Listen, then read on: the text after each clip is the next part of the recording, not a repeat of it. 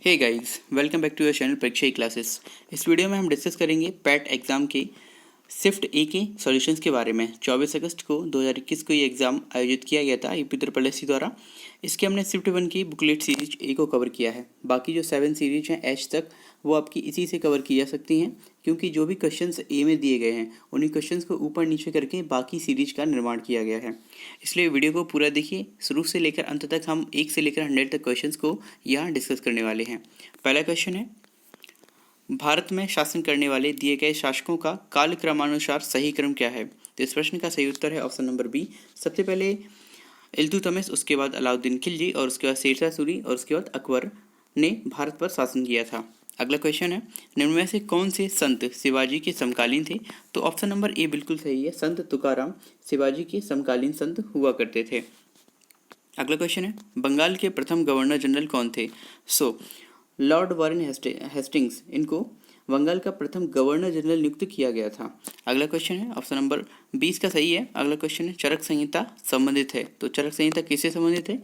ये चिकित्सा से संबंधित है। क्वेश्चन नंबर 4 का बी ऑप्शन सही है।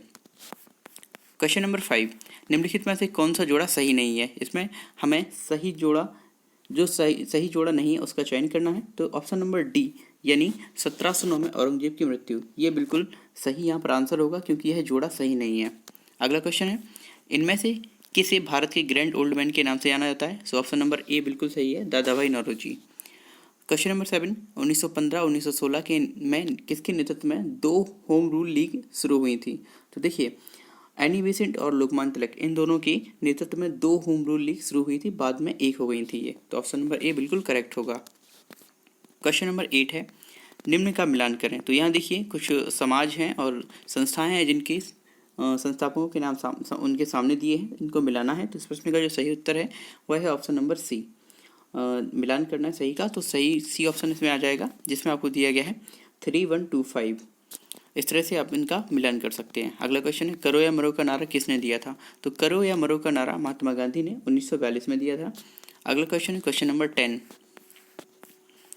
जब सुभाष चंद्र बोस ने भारतीय राष्ट्रीय कांग्रेस के अध्यक्ष पद से इस्तीफा दिया, तो इस पद का प्रस्ताव किसे दिया गया था? तो डॉक्टर राजेंद्र प्रसाद जी को इस पद का प्रस्ताव दिया गया था इनकी इस्तीफा देने के बाद। अगला क्वेश्चन है, सलाल पनबिजली परियोजना किस नदी पर स्थित है? इस प्रश्न का सही उत्तर है चेनाब रिवर। तो जो सलाल विद्युत परियोजना, पनबिजली परियोजना है, ये चेनाब नदी पर स्थित है। नेक्स्ट क्वेश्चन है, वसंत विषुव कब होता है? तो वसंत विषुव होता है 21 मार्च को। ऑप्शन नंबर ई 12th क्वेश्चन का बिल्कुल सही है। नेक्स्ट क्वेश्चन है, क्वेश्चन नंबर 13, राजस्थान में खेतड़ी परियोजना किसके उत्पादन के लिए प्रसिद्ध है? तो देखिए, खेतड़ी जो परियोजना है वह तांबे के लिए वर्ल्ड फेमस है। नेक्स्ट क्वेश्चन है 14, काजीरंगा राष्ट्रीय उद्यान कहाँ पर स्थित है? तो काजीरंगा राष्ट्रीय उद्यान असम में है, जो कि एक सींग वाले गैंडे के लिए प्रसिद्ध है। निम्नलिखित में से कौन सी हिमालयी नदी तंत्र की नदियां हैं? ये बताना है, जो हिमालय से निकलती हैं नदियां। क्वेश्चन नंबर 15, इसका जो सही आंसर होगा वो होगा ऑप्शन नंबर बी, यानी कि सेकंड और थर्ड, गंगा और ब्रह्मपुत्र नदियां हिमालयी नदी तंत्र की नदियां हैं। अगला क्वेश्चन है 16, बैंक दर का अर्थ क्या होता है? बैंक दर का अर्थ होता है ऑप्शन नंबर डी, देश के केंद्रीय बैंक द्वारा ली जाने वाली आधिकारिक ब्याज दर। नेक्स्ट क्वेश्चन है 17, यदि आरबीआई नगद कोषानुपात को घटा दे तो साख सर्जन पर क्या असर होगा? देखिए, इससे साख सर्जन बढ़ जाएगी, इसलिए ऑप्शन सी नंबर इसका बिल्कुल सही होगा। 18वां है, इनमें से किस प्रकार की अर्थव्यवस्था में संसाधनों पर निजी अधिकार होते हैं और आर्थिक गतिविधियों का मुख्य उद्देश्य सिर्फ और सिर्फ लाभ अर्जित करना होता है? तो देखिए, पूंजीवादी अर्थव्यवस्था में इस तरह की व्यवस्था का प्रावधान होता है। अगला क्वेश्चन है, 100 रुपये का नोट किसके द्वारा हस्ताक्षरित होता है?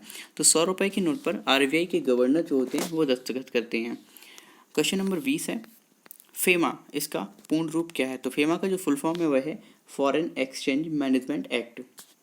क्वेश्चन नंबर 21 है, भारत के संविधान में जन स्वास्थ्य एवं स्वच्छता किस में शामिल किया गया है? तो देखिए, जन स्वास्थ्य एवं स्वच्छता को राज्य सूची में शामिल किया गया है। 3 तरह की सूचियां हैं, राज्य सूची, संघ सूची और समवर्ती सूची। इसमें से राज्य सूची में से शामिल किया गया है। फर्स्ट ऑप्शन बिल्कुल करेक्ट होगा। क्वेश्चन नंबर 22 है, भारत में पंचायती राज व्यवस्था किसके अंतर्गत रखी गई है? तो देखिए, राज्य के नीति निर्देशक तत्व, इसके अंतर्गत भारत में पंचायती राज व्यवस्था का प्रावधान है। अनुच्छेद 40 इसकी व्याख्या करता है और ये directive principles of state policy में रखे गए हैं। ऑप्शन नंबर सी 22 का बिल्कुल सही होगा। क्वेश्चन नंबर 23 है, शिक्षा का अधिकार एक मौलिक अधिकार है जो कि संबंधित है। तो देखिए शिक्षा के अधिकार को बाद में जोड़ा गया है, अनुच्छेद 21 ए में से रखा गया है और अटल बिहारी वाजपेयी की सरकार के समय पर इसे जोड़ा गया था। अगला क्वेश्चन है, निम्नलिखित में से किसने संविधान सभा में उद्देश्य प्रस्ताव रखा। तो देखिए जवाहरलाल नेहरू ने संविधान सभा में उद्देश्य प्रस्ताव रखा था। तो ऑप्शन नंबर ए 24 का बिल्कुल सही होगा। अगला प्रश्न है, भारतीय संविधान के किस अनुच्छेद में अल्पसंख्यकों के हित निहित हैं। तो इस प्रश्न का सही उत्तर है ऑप्शन नंबर सी आर्टिकल 29 में भारतीय संविधान में अल्पसंख्यकों के हित निहित हैं। अगला क्वेश्चन है, ठोस चालक में धारावाहक होते हैं। तो जो फ्री इलेक्ट्रॉन्स होते हैं वो किसी भी सॉलिड कंडक्टर में धारा के प्रवाह या वाहक होने के कारण होते हैं। अगला क्वेश्चन है 27, प्रकाश वर्ष किसके मापन की इकाई है। तो देखिए प्रकाश वर्ष के द्वारा क्या नापते हैं हम, एक वर्ष में निर्वात में प्रकाश द्वारा चली गई दूरी को। तो डिस्टेंस का बड़ा मात्रक है ये।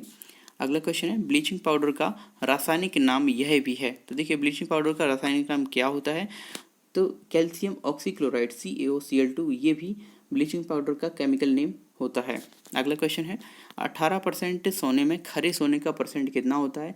सिंपली 24 कैरेट सोने में 100% होता है, तो 24 का 3 भाग हैं 18 कैरेट, तो 75% यहाँ पर करेक्ट आंसर हो जाएगा। 29 क्वेश्चन का बी ऑप्शन बिल्कुल सही होगा। संतरे में बहुतायत में क्या होता है। तो देखिए संतरे में जो बहुतायत मात्राएं पाया जाता है वो विटामिन सी पाया जाता है। ऑप्शन नंबर ए बिल्कुल सही आंसर होगा। 31 क्वेश्चन, इसे आपको सॉल्व करना है। इसको सॉल्व करेंगे आप तो आप पाएंगे इसका जो सही आंसर होगा 324। ऑप्शन नंबर सी बिल्कुल करेक्ट आंसर होगा। 32, इसमें आपको फॉर्मूला लगाना है AQ plus VQ upon A² plus B² minus AB का। इसको जब आप खोलेंगे तो आपका जो सही उत्तर आएगा वह आएगा ऑप्शन नंबर डी 1000, यानी ये दोनों जुड़ जाएंगे और ये आंसर आ जाएगा। अगला क्वेश्चन है, √5 माइनस √3 अपन √5 प्लस √3, इसमें आपको कॉन्जुगेट से मल्टीप्लाई करना है ऊपर नीचे। सॉल्व करने पर आप इसका आंसर पाएंगे ऑप्शन नंबर बी 4 माइनस √15। अगला क्वेश्चन है, ये परसेंटेज है, टीवी सेट का मूल्य 30% घटाने पर उसकी बिक्री 20% बढ़ गई, दुकानदार की आय पर क्या प्रभाव पड़ेगा। देखिए आप इसमें लगा सकते हैं वही ए प्लस बी AB अपॉन 100 वाला फार्मूला, जहाँ प्लस और माइनस जहाँ साइन लगाने वो यूज़ करके आप इसे सॉल्व कर सकते हैं। इसका सही ऑप्शन होगा वह होगा ऑप्शन नंबर डी 16% इसकी दुकानदार की आय घट जाएगी। अगला क्वेश्चन है, 4 खिलाड़ियों की औसत उम्र 18.5 वर्ष है, अगर कोच की उम्र भी इसमें शामिल की जाए तो औसत उम्र 20% बढ़ जाती है। कोच की उम्र क्या होगी। तो देखिए इस प्रश्न को आप जब सॉल्व करेंगे तो इसका जो सही आंसर होगा वो कोच की एज आ जाएगी 37 ईयर। 36 क्वेश्चन है, एकल का विलोम क्या होता है। तो देखिए एकल का जो विलोम होता है वह होता है बहुल। ऑप्शन नंबर ए यहाँ पर बिल्कुल करेक्ट होगा। अगला क्वेश्चन है, दर्प का पर्यायवाची कौन सा है। तो दर्प का जो पर्यायवाची होता है वह होता है अहंकार। मन को हरने वाला कहलाता है मनोहर। ऑप्शन नंबर बी करेक्ट होगा। गागर में सागर भरना 39 का जो सही आंसर होगा थोड़े में बहुत करना। ऑप्शन नंबर बी करेक्ट हो जाएगा। बात करेंगे क्वेश्चन नंबर 40 की, तो शुद्ध वर्तनी का यहाँ पर चयन करना है। महत्वाकांक्षा, करेक्ट वर्ड यहाँ पर होगा ऑप्शन नंबर सी महत्वाकांक्षा। ठीक है, ऑप्शन नंबर सी यहाँ पर करेक्ट हो जाएगा। अगला क्वेश्चन है 41। क्वेश्चन नंबर 41 कहता है, a many sided personality means क्या होता है। तो देखिए इसका जो मीनिंग होता है वह होता है a person having varied interest. Option number C correct हो जाएगा। पंडित नेहरू एंजॉयड, पंडित नेहरू ने क्या एंजॉयड किया। देखिए जो आंसर आप दे रहे हैं ये आपको इस पैराग्राफ को पढ़ने के बाद देना है। ये पैसेज दिया है इसे पढ़ने के बाद ही देना है। क्वेश्चन नंबर 42 कहता है, पंडित नेहरू एंजॉयड, पंडित नेहरू ने क्या एंजॉयड किया। Doing all these and much more. Question number 43, which of the following statements reflects Pandit Nehru's point of view. कौन सा स्टेटमेंट पंडित नेहरू का पॉइंट ऑफ व्यू रिफ्लेक्ट करता है। तो इस प्रश्न का जो सही उत्तर है वह है science and humanism are equally important. Option number C. Question number 44, give synonym for the famous. Famous का जो सिनोनिम होता है वह क्या होता है। तो फेमस का जो सिनोनिम हो जाएगा वह होगा पॉपुलर। सिनोनिम पूछ रहे हैं तो ठीक है। Give antonym for the following. Transparent का हो जाएगा ओपेक। ओपेक मीन्स होता है हैजी यानी कि धुंधला, और ट्रांसपेरेंट में होता है पारदर्शी। नेक्स्ट क्वेश्चन है 46, दिए गए विकल्पों में से संबंधित शब्द का चयन करना है। पक्षी विज्ञानी पक्षी का अध्ययन करते हैं, तो नर विज्ञानी किसका करेंगे। नर मीन्स मानव होता है, मानव का। नेक्स्ट क्वेश्चन है क्वेश्चन नंबर 47, उस शब्द का चयन कीजिए जो समूह के बाकी शब्दों से मेल नहीं खाता हो। तो इस प्रश्न का जो सही उत्तर है वह है तेल। Option number C correct answer होगा। अब देखिए एक रीजनिंग का क्वेश्चन है, इसे सॉल्व करेंगे। तो देखिए प्रोडक्शन को इन्होंने ऐसे लिखा है, तो आप ओरिएंटेशन को किस प्रकार लिखेंगे? तो जब हम ओरिएंटेशन को इसी क्रम में लिखेंगे, इसी कोड में, तो उसे लिखा जाएगा ऑप्शन नंबर ए की तरह। अगला क्वेश्चन है 49, ये आपका ब्लड रिलेशन से, जो कि आपका शिफ्ट 1 और शिफ्ट 2 दोनों में ही एक क्वेश्चन आया है। तो देखिए रीता की ओर इशारा करते निखिल ने कहा, मैं उनकी माँ के पुत्र का इकलौता पुत्र हूँ। रीता निखिल से किस प्रकार संबंधित है? ये आप जब ड्रॉ करेंगे तो आप ये बुगा पाएंगे आंसर इसका। अगला क्वेश्चन है क्वेश्चन नंबर 50, यदि किसी वर्ष में 25 अगस्त को गुरुवार है तो उस महीने में सोमवार की संख्या कितनी होगी? तो उस महीने में सोमवार की जो संख्या निकलेगी वह निकलेगी 5, जब आप इसको सॉल्व करेंगे। अगला क्वेश्चन है 51, निम्नलिखित में से किस शहर में लाइट हाउस परियोजना का क्रियान्वयन नहीं हुआ है? तो देखिए ऑप्शन नंबर डी, पटना में लाइट हाउस परियोजना का क्रियान्वयन नहीं हुआ है। सीधा सा कारण है क्योंकि यहाँ पर किसी भी तरह का कोई समुद्र वगैरह नहीं है। अगला क्वेश्चन है, कौन सी भारतीय दूरसंचार कंपनी विश्व की 5वीं सबसे मजबूत ब्रांड है? तो देखिए इस प्रश्न का जो सही उत्तर है वह होगा option number A, Reliance Jio. अगला क्वेश्चन है 53, बोल्ड यानी कि bamboo oasis on lands in drought परियोजना हालिया भारत के किस राज्य में शुरू की गई है? तो ये जो परियोजना है ये शुरू गई है भारत के राजस्थान राज्य में। अगला क्वेश्चन है, संयुक्त राष्ट्र की कोवैक्स योजना के अंतर्गत कोविड-19 की मुफ्त वैक्सीन पाने वाला पहला देश कौन सा बना है? तो घाना, जो कि दक्षिण अफ्रीकी देश है, ये पहला देश बना है मुफ्त वैक्सीन पाने वाला संयुक्त राष्ट्र की ओर से। अगला क्वेश्चन है 55, अंतरिक्ष में जाने वाली भारतीय मूल की दूसरी अमेरिकी महिला अंतरिक्ष यात्री कौन बनी है? तो ये बनी है शिरीष बांदला, जो अभी हाल ही में अंतरिक्ष में जाने वाली महिला बनी है दूसरी। उस भारतीय पहलवान का नाम क्या है जिस पर हाल ही में डोपिंग के लिए 2 साल का प्रतिबंध लगाया गया है? तो सुमित मलिक, इन पर 2 साल का प्रतिबंध लगाया गया है डोपिंग के कारण। क्वेश्चन नंबर 57 है, भारत का कौन सा प्रथम राज्य है जहां एंड टू एंड कैबिनेट प्रणाली लागू की गई है? तो देखिए हिमाचल प्रदेश में इस तरह की प्रणाली का आयोजन किया गया है, यानी कि व्यवस्था की गई है इस तरह के प्रणाली की। नेक्स्ट क्वेश्चन है 58, किस भारतीय मंत्रालय ने हाल ही में 2019 और 20 के लिए UDISE प्लस शुरू किया है? तो देखिए इस प्रश्न का जो सही उत्तर है ऑप्शन नंबर बी, शिक्षा मंत्रालय के द्वारा इस तरह की योजना का क्रियान्वयन और शुरुआत की गई है। क्वेश्चन नंबर 59, स्मार्टफोन निर्माता वीवो ने किस खिलाड़ी को अपना ब्रांड एम्बेसडर नियुक्त किया है? तो इस प्रश्न का जो सही उत्तर है वह है विराट कोहली। विराट कोहली को वीवो ने अपना ब्रांड एम्बेसडर नियुक्त किया है। क्वेश्चन नंबर 60 है, आर्टिफिशियल इंटेलिजेंस आधारित पोर्टल शुपैस भारत में किस न्यायालय के लिए शुरू किया गया है? तो देखिए ये जो आर्टिफिशियल इंटेलिजेंस आधारित पोर्टल है शुपैस, इसे भारत के सर्वोच्च न्यायालय सुप्रीम कोर्ट के लिए शुरू किया गया है। अगला क्वेश्चन है 61, भारतीय कितने भारतीय राज्य नेपाल से सीमा साझा करते हैं? तो देखिए इस प्रश्न का जो सही उत्तर है वह ऑप्शन नंबर ए, 5 राज्य हैं जो भारत के, जो कि नेपाल से सीमा साझा करते हैं, हिमाचल प्रदेश, उत्तराखंड, उत्तर प्रदेश, बिहार और सिक्किम।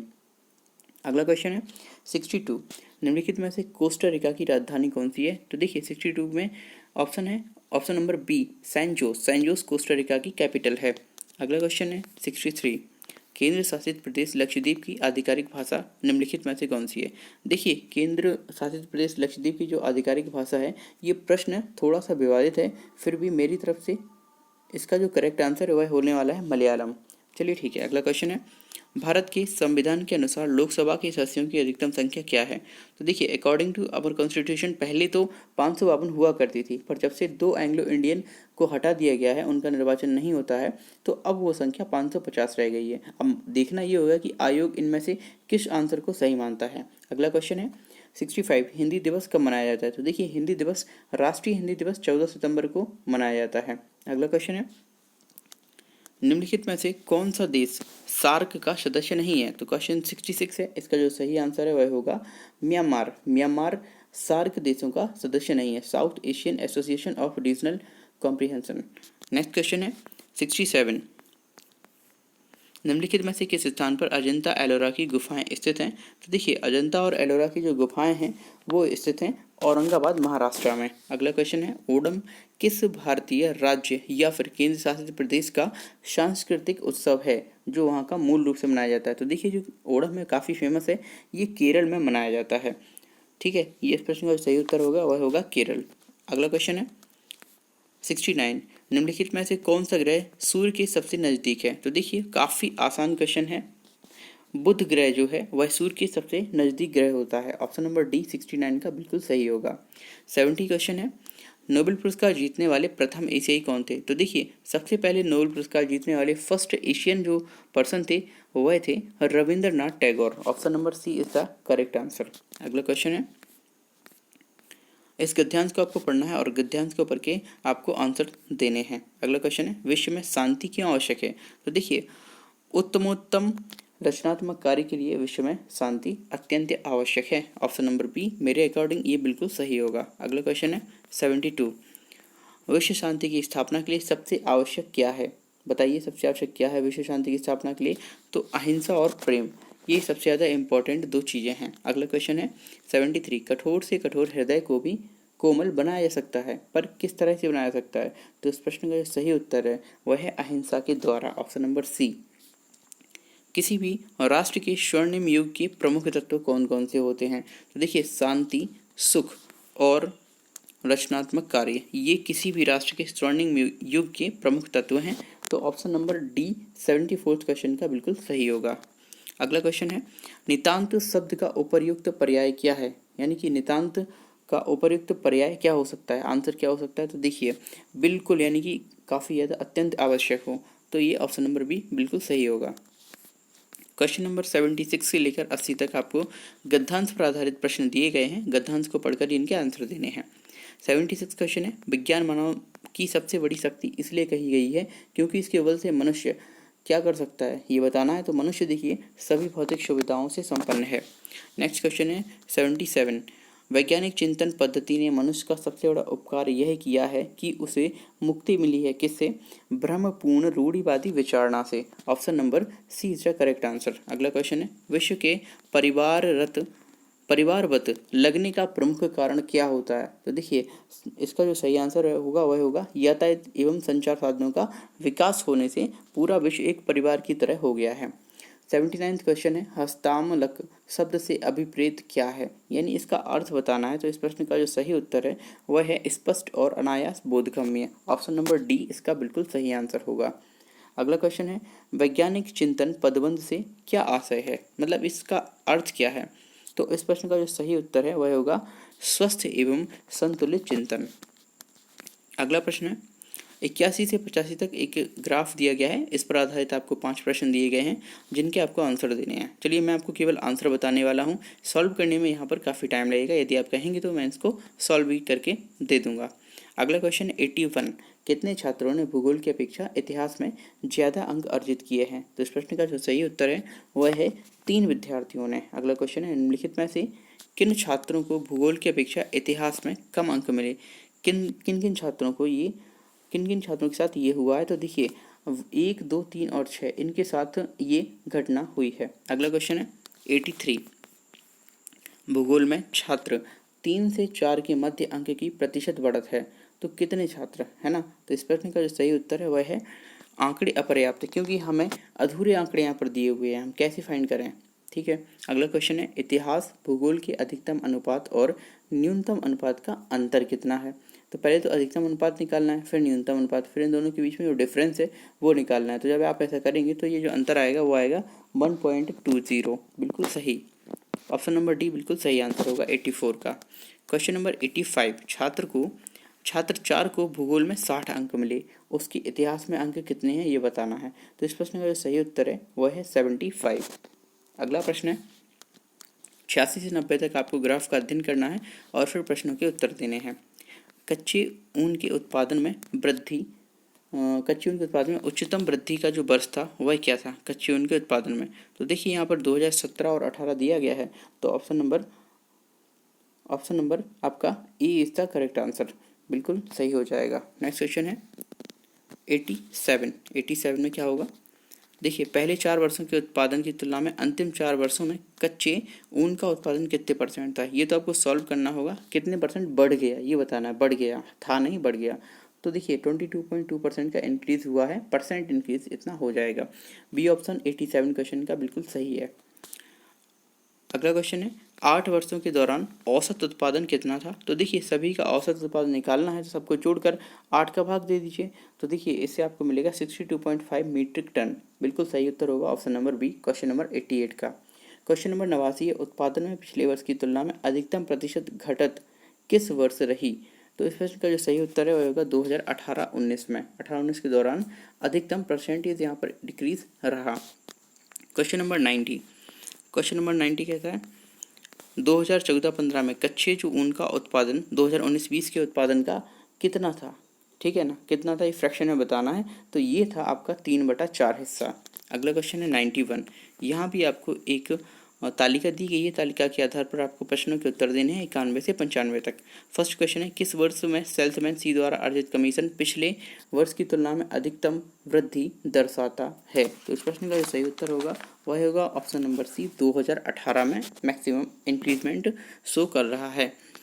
92 वर्ष 2018 में बी का कमीशन पांचों सेल्समैन के उसी वर्ष के कुल कमीशन का लगभग कितने परसेंटेज था। तो ये लगभग आपका 19.05% हुआ करता था। Option number A is the correct answer. Question number 93 किस सेल्समैन का 2018 में कमीशन 2015 की तुलना में मैक्सिमम यानी उच्चतम वृद्धि को दर्शाता है। तो देखिए ऑप्शन नंबर डी यहाँ पर सही होगा, सी सेल्समैन का जो कमीशन है वो ऐसा कर रहा है। अगला क्वेश्चन है 94 निम्नलिखित में से किस वर्ष में किसी भी सेल्समैन द्वारा अर्जित उच्चतम और न्यूनतम कमीशन का अंतर मैक्सिमम है। किस वर्ष में, ये वर्ष पूछा गया है आपको, तो वर्ष आपका हो जाएगा 2019 में। अगला क्वेश्चन है वर्ष 2019 में सेल्समैन डी द्वारा अर्जित कमीशन ए द्वारा अर्जित कमीशन का लगभग, ठीक है लगभग में बताना है, लगभग कितना प्रतिशत है। तो इसका जो सही उत्तर है वह होगा इनमें से कोई नहीं, क्योंकि यहाँ पर सही आंसर नहीं दिया गया है। अगला क्वेश्चन है 96। देखिए फिर से आपको तालिका या सारणी दी गई है जिसको आपको पढ़ के आंसर देने हैं। फर्स्ट क्वेश्चन होगा 96, इस तालिका का फर्स्ट और 96 क्वेश्चन है निम्नलिखित में से किस महीने में खुले खातों की संख्या औसत महत्तम है। एवरेज पूछा गया, एवरेज मैक्सिमम। तो इस प्रश्न का सही उत्तर होगा वह सितंबर होगा, यानी सितंबर। अगला क्वेश्चन है अगस्त में खुले खातों की संख्या जून में खुले खातों की संख्या से लगभग कितने % कम या ज़्यादा थी। ठीक है, तो इसका आएगा सही ऑप्शन आएगा ऑप्शन नंबर बी, जो कि है आपका 35.3%। अगला क्वेश्चन है अगला क्वेश्चन है मई से सितंबर तक एंजिल में खुले खातों की संख्या से जेरोधा में खुले खातों की संख्या का रेशियो यानी कि अनुपात क्या है। तो ये जो अनुपात है इन दोनों का वह होने वाला है 1.04। अगला क्वेश्चन है किस शेयर ब्रोकर में खुले खातों की संख्या खुले खातों की एवरेज नंबर मैक्सिमम है। तो इस प्रश्न का जो सही उत्तर है वह होगा ट्रेडबुल। ऑप्शन नंबर सी बिल्कुल सही हो जाएगा 99 का। लास्ट इस सेट का जो प्रश्न है सेट ए और शिफ्ट 1 का जो लास्ट क्वेश्चन है वह है ट्रेडबुल में खुले खातों की संख्या का औसत शेर खान में खुले खातों की संख्या के औसत का लगभग कितने % कम या ज़्यादा था। तो ये जब आप ये सॉल्व करेंगे तो ये परसेंटेज निकल कर आएगा 57.82%। देखिए यहाँ पर मैंने शिफ्ट 1 का पेपर सॉल्व कर दिया है और सीरीज इसकी ए है। बाकी सीरीज को आप इससे मैच कर सकते हैं, कुछ भी क्वेश्चन तो यही होने वाले हैं, केवल क्रम उनका बदल जाएगा। मैंने दोनों वीडियोस प्रोवाइड कर दिए जिसमें आपको शिफ्ट 2 और शिफ्ट 1 का आंसर की आपको प्रोवाइड कर दिया है। वीडियो को कैसा लगा प्लीज़ हमें कमेंट में ज़रूर बताएं। वीडियो को लाइक शेयर और चैनल को सब्सक्राइब करना बिल्कुल भी ना भूलें। इसके साथ ही जो भी आपका पैट का स्कोर हो रहा है उसे कमेंट्स में ज़रूर बताएं। Thanks for watching this video.